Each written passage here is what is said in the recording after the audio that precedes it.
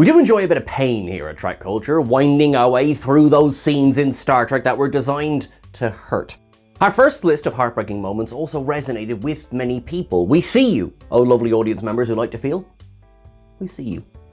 Star Trek has balanced pain with pleasure for almost 60 years. For a show to make us care about a character or a ship, sometimes they must face peril, heartache, or even their demise. If the audience roots for any of those three, the show's probably gone a bit wrong. If they fear them, then the show's probably done something right. As the franchise looks to be continuing for some time to come, there will likely be more lists like these, so do mind yourself, and if needs be, check out our lists on the feel-good moments instead. This, however, is not that list. I'm Sean Sarek for TrekCulture, and here are 10 more Star Trek moments that broke our hearts. Number 10. Goodbye Sim, Similitude. Tuvix is often cited as one of the great debates in the Star Trek fandom. There's certainly merit for it. Did Janeway do the right thing? However, similitude occupies a similar theme, though Archer's actions are a little harder to defend. Tuvix was created accidentally and was a combination of two other living creatures.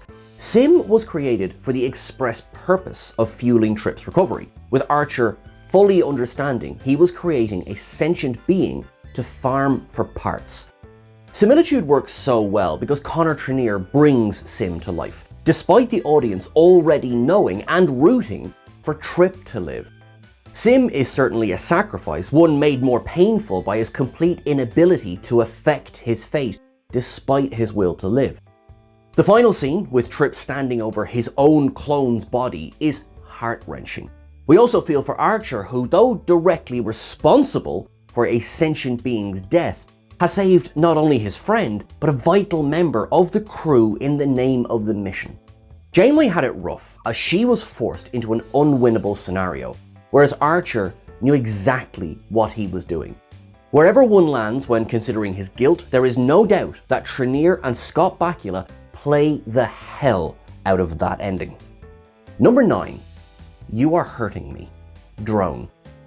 Star Trek Voyager's 5th season opened with Night, a tale about the downtime that the ship rarely enjoyed. That came with its darkness and nihilism, while Captain Janeway racked herself with the guilt of their situation. So after that sunny entry into Voyager's new season, the writers decided to really break the audience. Opening Drone with a smiling 7, a sight many had given up hope of ever seeing, the former drone's day went from up to down faster than a cascading turbolift. She was first a mentor, then a mother to One, the 29th century Borg drone, formed of 7's nanoprobes, Ensign Mulcahy's DNA, and the Doctor's mobile emitter. It's a hell of a night. Theirs was a short family life though, as One suffered catastrophic injuries while saving the ship from a Borg sphere. Knowing his presence would only encourage the collective to return, One sacrificed himself to protect the crew. As 7's pain was on full show, One rather softly assured her before meeting his maker, "You will adapt." Number 8. Sito's Not Coming Home, Lower Decks. In hindsight, Sito Jaxa's death feels inevitable. She's clearly a symbol for all of the Starfleet officers who never get the limelight, though are equally as important as the senior staff. Long before Mike McMahon gave us the comedy of Lower Decks, there was Lower Decks. The episode, arriving as it does in the Next Generation's final season, seemed an odd choice to shift the focus to an almost entirely new group of officers. Of course, that was the point. Take what the audience knows and flip it through a new lens. Shannon Phil is outstanding as Sito Jaxa, the Bajoran officer who is desperate to prove herself after the events of the first duty. Her confrontation with Picard, her relationship with Worf, and even her interactions with the Cardassian soldier all display a brave, fiercely loyal Starfleet officer. Too many red shirts get killed in Trek for it to make a difference every time, which is where Lower Decks comes in.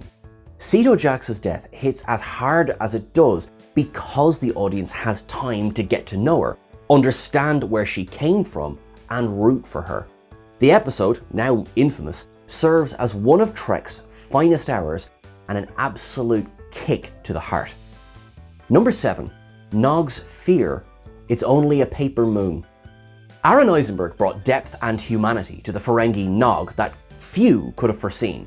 Emissary introduced a young man who stole for his uncle, hissed when confronted, and generally seemed like walking proof of Sisko's hesitations over who Jake spent time with.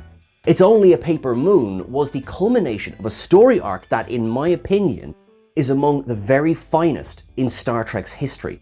Nog's emotional breakdown in the holosuite only works because the audience cares so deeply. The terror that he displays, mourning not just his missing limb, but his shattered innocence, hurts to the core.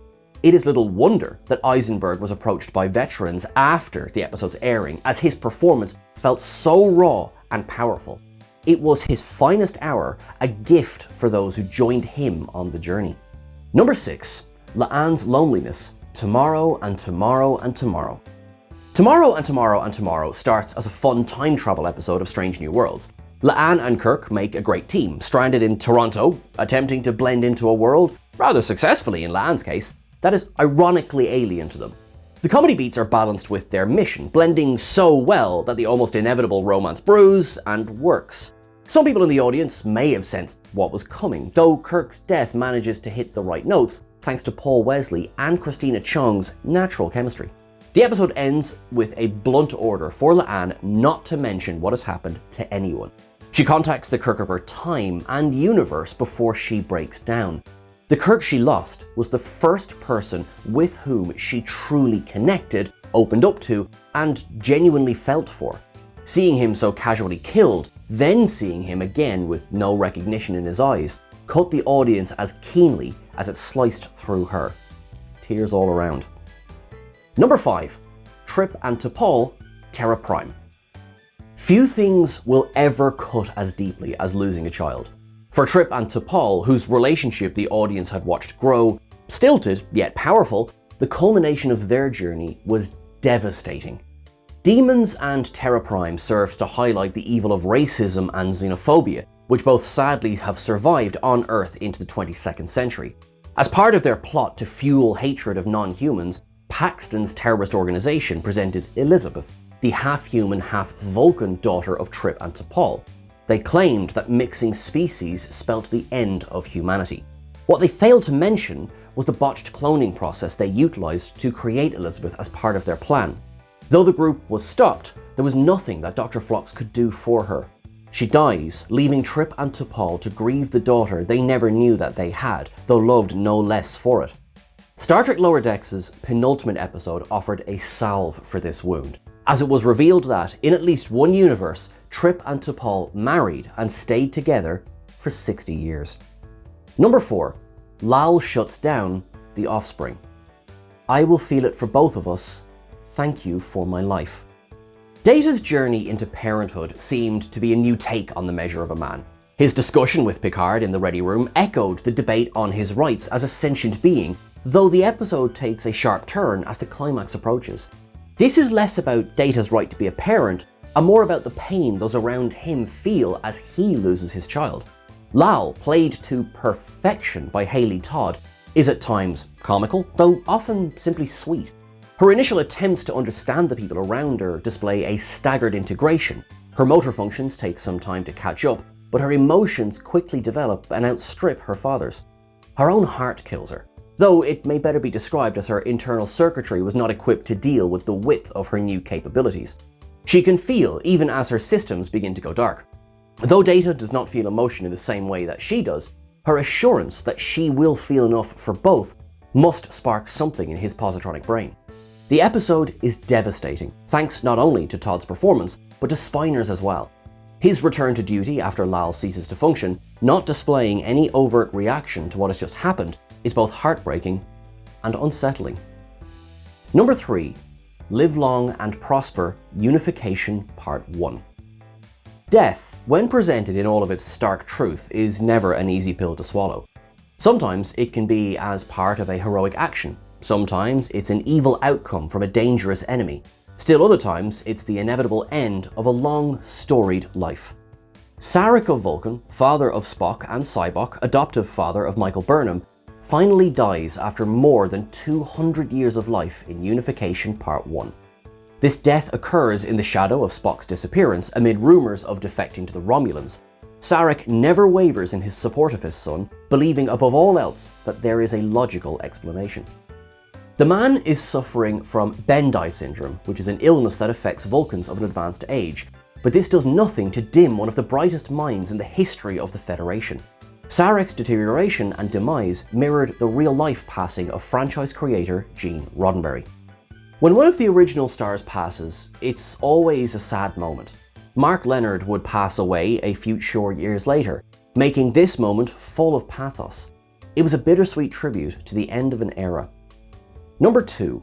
The photo Star Trek Beyond. Star Trek Beyond serves as a tribute to the franchise's 50th birthday and the passing of Leonard Nimoy, who had died in February 2015. Though it remains the final Kelvin-era film at the time of recording, it managed to unite this universe with the Prime of yesteryear. While examining Prime Spock's personal belongings, Zachary Quinto's Spock unearths an old photo. Opening its case, he's presented with the faces of Nimoy, George Takei, Walter Koenig, William Shatner, James Doohan, DeForest Kelley, and Nichelle Nichols, posed in a publicity still from Star Trek V: The Final Frontier. Accompanied by a reprise of Alexander Courage's original series theme, this moment was designed to honour those cast members lost, as well as those still living. It honoured the series from which all other iterations of Trek came, as well as the teams behind them. It's not presented as a sad moment, but rather as a chance to remember all that had come before. A later moment in the film sees Chris Pine's Kirk raise a toast to absent friends, while a smiling Chekhov, played by the already departed Anton Yelchin, is clearly visible on screen. Star Trek Beyond raises a glass to its history, its contributors, and those who shared in the journey, no matter for how long a time. Number 1. Jake's Sacrifice, The Visitor. Oh, be honest, you suspected this one was coming. In fact, the only reason it wasn't on the first list is that we had to save something for the second. Everything about the climax of The Visitor works. Avery Brooks is utterly believable as a father who's watching his son not only die before his very eyes, but shoulders the guilt of knowing his son is dying for him. Tony Todd, returning to Star Trek after having previously appeared as Kurn, brings a devastating maturity to the now elderly Jake Sisko. His joy at seeing his father again, balanced with his failing body, is heartrending. In a scene that is the very definition of a tearjerker, seeing Jake's smile and feeling his certainty that life is going to give them a second chance is the most bittersweet moment of a bittersweet episode. A tour de force from all concerned, the ending to The Visitor remains one of, if not the, most powerful scenes showcasing love in the entire franchise. And that is everything for our list today, folks. Thank you so much, and I hope you're okay after that. Look after yourselves, grab a tissue, and have a cry if you want. It's totally fine. Make sure you're following us on the various socials. We are at TrekCulture. We're at TrekCulture YT on Instagram, and I am at Sean Ferrick on the various socials as well. Until I see you again, make sure that you live long and prosper. Make sure you're subscribed, but most importantly of all, make sure you're looking after yourself. Treat yourself with kindness, treat those around you with kindness, and together, even if it's inch by inch, maybe we can make this world a better place. Thank you very much, folks.